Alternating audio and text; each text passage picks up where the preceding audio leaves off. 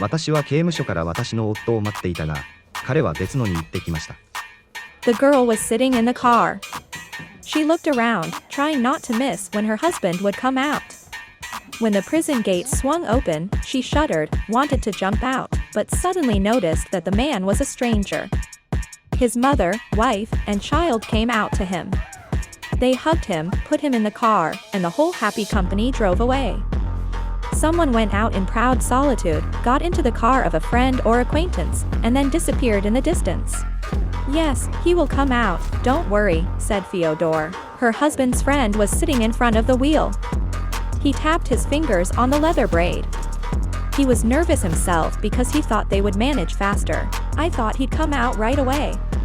We have been sitting for several hours, Olga said worriedly. It will come out, it won't go anywhere, it will come out, Fyodor repeated. Alia was short, plump, pretty.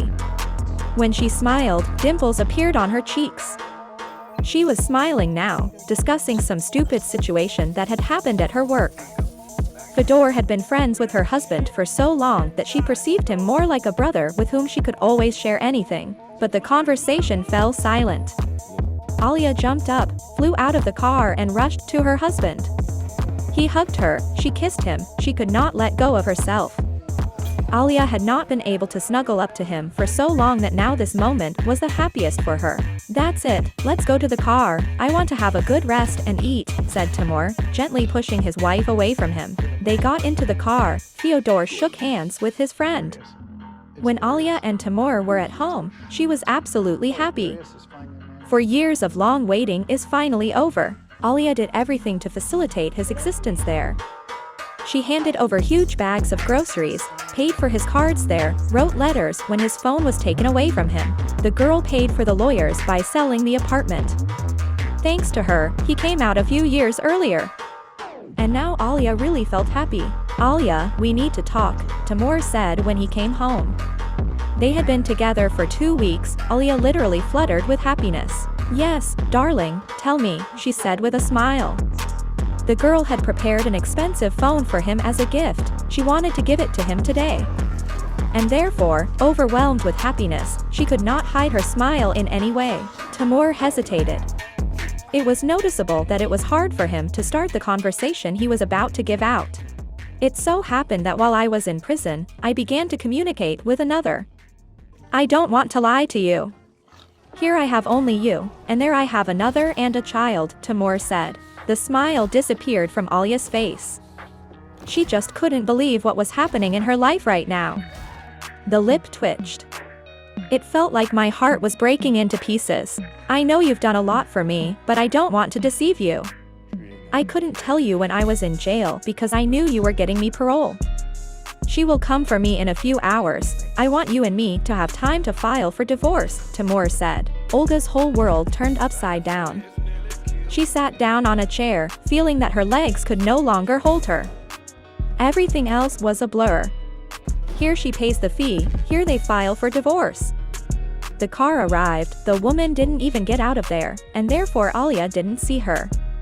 Timur packed his things, left the apartment, Alia was left here all alone. She could not understand how a man could lie to her all this time, and she firmly believed his words. Sometimes it seemed to her that he was still in the apartment, that she could hear his voice. But Timur was no longer here. The divorce was behind him, he didn't even show up for it. His representative arrived, so to speak, a trusted person who took a copy of the document. But somehow, a few weeks later, Alia returned home. Everything was already packed here. She decided to return to the house that her mother had left her. Her native big village was waiting for her, where she would take up farming again, take care of the greenhouse. Her work was remote, the internet was fine there, so she could not worry about money. She moved to the city only for Timur's sake, to help him, to be closer to his prison. Fedor has already driven his car, promising to help her move. He loaded all her things, and she got into the front seat next to him. How are you? Fyodor asked. Did you know? Olga asked. No. I really didn't know anything, Fyodor confessed. Olga nodded. She really cared if he was aware of all these machinations. It's been 2 months since Fyodor left. They started a case on him again, you know? Theodore asked. He got into some company they stole there, now they've pinned everything on him. I can bet he'll start texting you again, calling you to get him out of there. It's not my problem anymore, Olga said calmly. The car moved off. Now the urban landscape has been replaced by fields, forest belts. They were talking about something detached, simple. An hour later, Alia was already laughing. It was easy for her. It was as if the city itself had only been adding to her problems all this time, and now her soul was getting easier. She promised herself to start a new life. She was ready for changes. Let there be a disaster in her past that she barely coped with emotionally. But Alia was ready to go further. Don't forget to subscribe to the channel.